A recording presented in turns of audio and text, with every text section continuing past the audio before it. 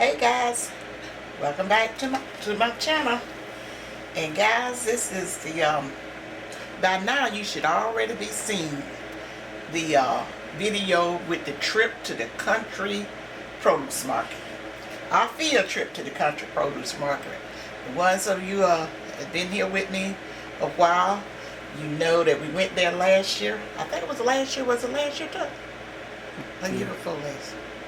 I about to miss the year with what all we done went through. Was it last year or the year before last? I think it was the year before, but anyway.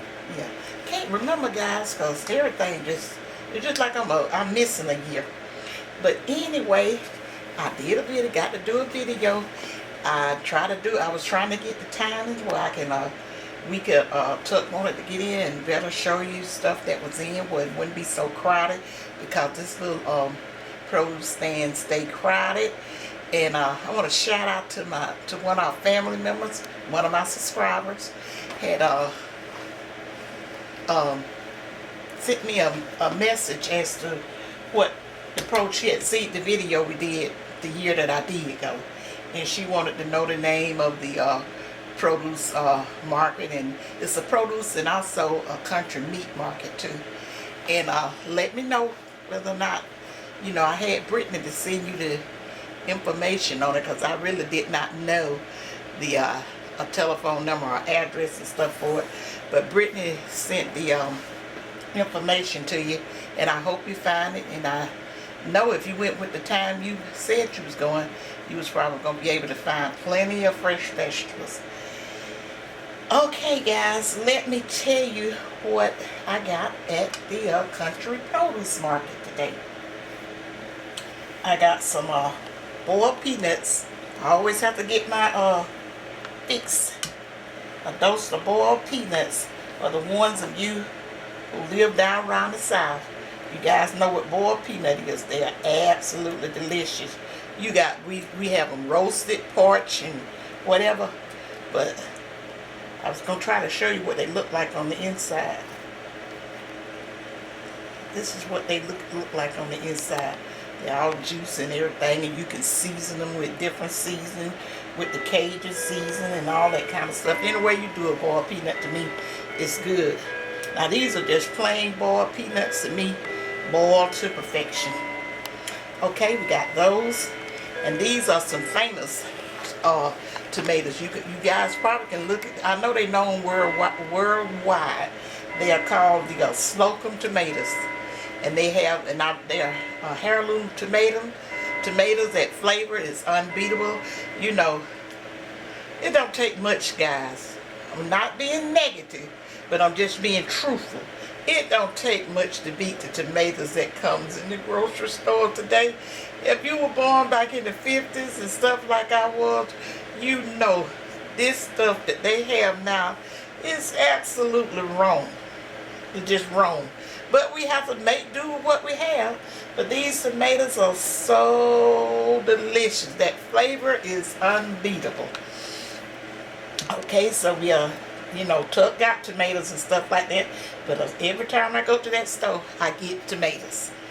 As long as they have them, in the store. Sometimes I get them fried when don't have them in. And I mean, not fried. I get them green and I fry them.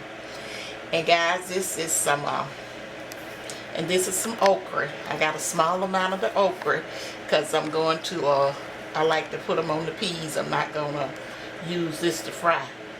I got a store around, you know, I got a grocery store I can go to, and they have okra in there, and I've had that before, and I like to use that for frying.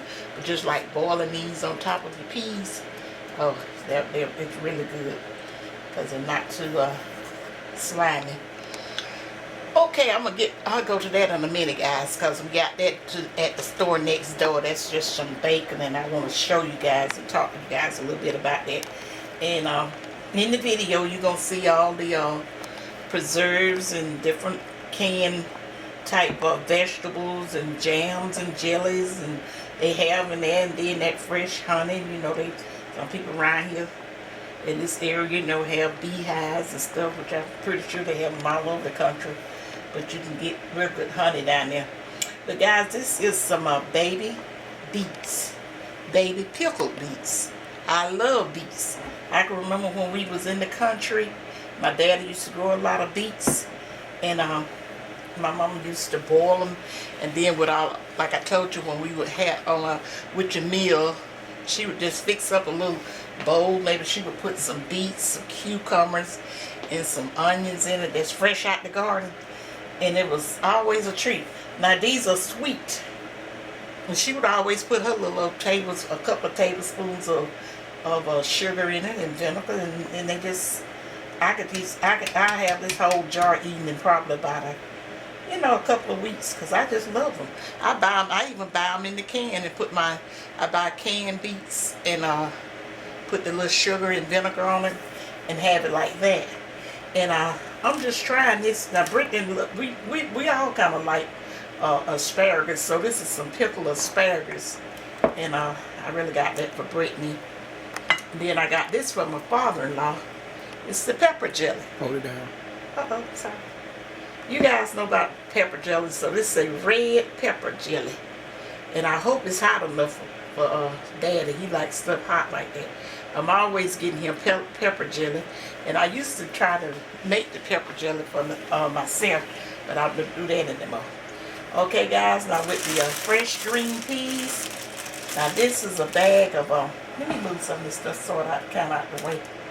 This is a bag of fresh black-eyed peas. You cannot beat it. That flavor is off the change. And let me tell you something about fresh black eyes. They've gotten better with it. I don't know if they're putting so much pesticides on it, and where they can, they won't be so buggy. These peas are easy to get buggy. I remember when I was growing up, my dad would do the black eyes, and they would get them out, have them they would be one of the first one that would come off, simply because for some reason or another, them peas, black eyes, used to get real buggy back then. But they always raised them. That's the reason I know they're so good. Because I had siblings that would eat just as many of these fresh black eyes that you could that they could get. And it look like I see a little bug hole in these. But they weren't no food with the dry black eyes. And these are what you call zipper peas. They're just like a white pea, but a little larger and have more flavor. The white peas do not have as much flavor as they used to have when we was back in the days. But ain't nothing like it used to be. So we just make the best with what we got. And these are some butter beans. And the reason I got these is because I really had wanted some just little lima beans. But they're kind of hard to find down at that place. People just, they just shook them butter beans and stuff up as fast as they put them in there. And I would have gotten a whole bushel. These are what you call a bushel, guys. And when I blanch these and put them up and all that, each one of these bags will probably make anywhere from, according to how much I put in it, it'll probably make about 7 to 8 quarts in a freezer bag. Now back in the days, guys, my mama canned these. She canned the peas, snap beans, and stuff like that. They canned them in jars.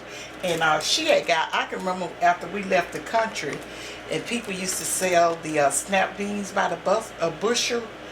And my mama got some, and she wasn't really doing because she, trying to get away from canning, because we had left out of the country once my daddy passed.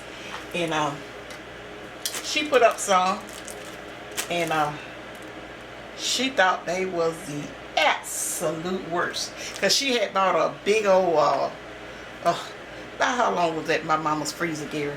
About 7 feet long.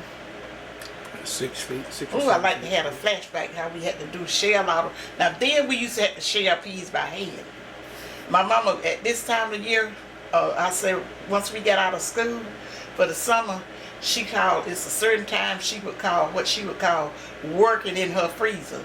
And when she was working in her freezer, it was just like she might work us to death, because we had to pick the peas and shell the peas. And she would do all the getting them ready for the freezer and stuff like that. And see, you did it. You would have to, because you were going out buying it. It wasn't like you was getting them out the garden. You would just have a lot. Like when we would go pick peas, all of us had to go to the pea field, and she didn't think she needed to come out from down there without 6 hampers of peas or better. And then after we get them dead and ready, and then you had people used to help each other back then.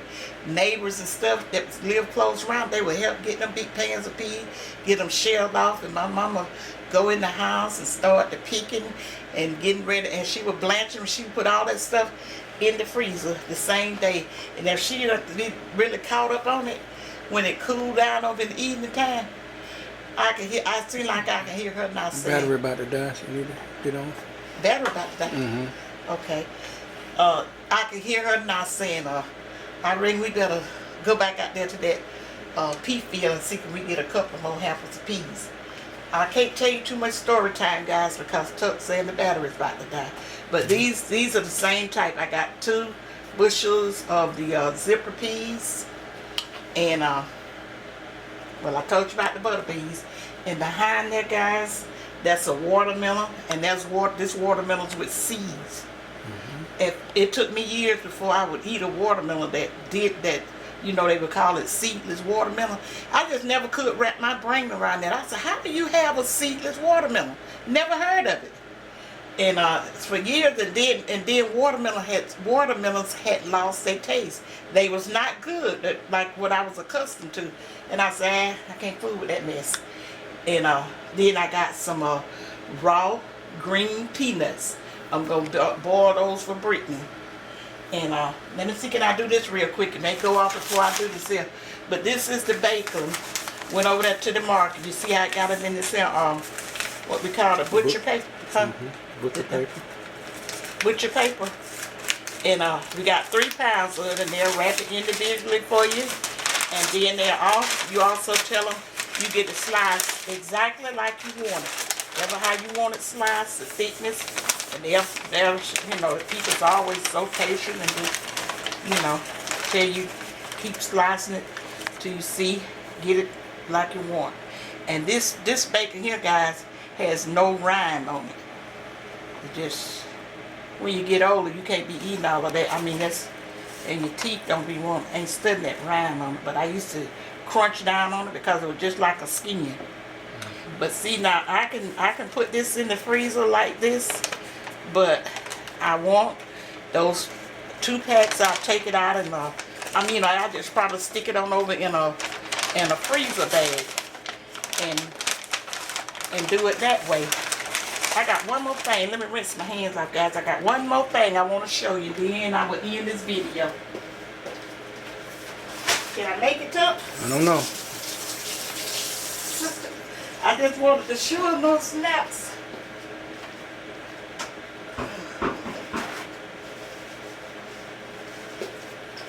Okay, guys, in the video you're going to see me over at the snaps. These peas, when you get peas shelled like that, they don't have snaps. And snaps is nothing but the peas that hadn't developed, that hadn't, you know, filled out good. And you just take them and snap them. And snap them like that and put them over in your peas as many as you want. You don't put a whole lot of. Now my sister she don't like snaps in her peas. She's talking about, I don't want them hulls in my peas. So this is it, guys. Let me go ahead on the end this here. Like, share, subscribe, and think positive. And use your common sense. And Mae Mae love you guys. Bye. Bye, you guys.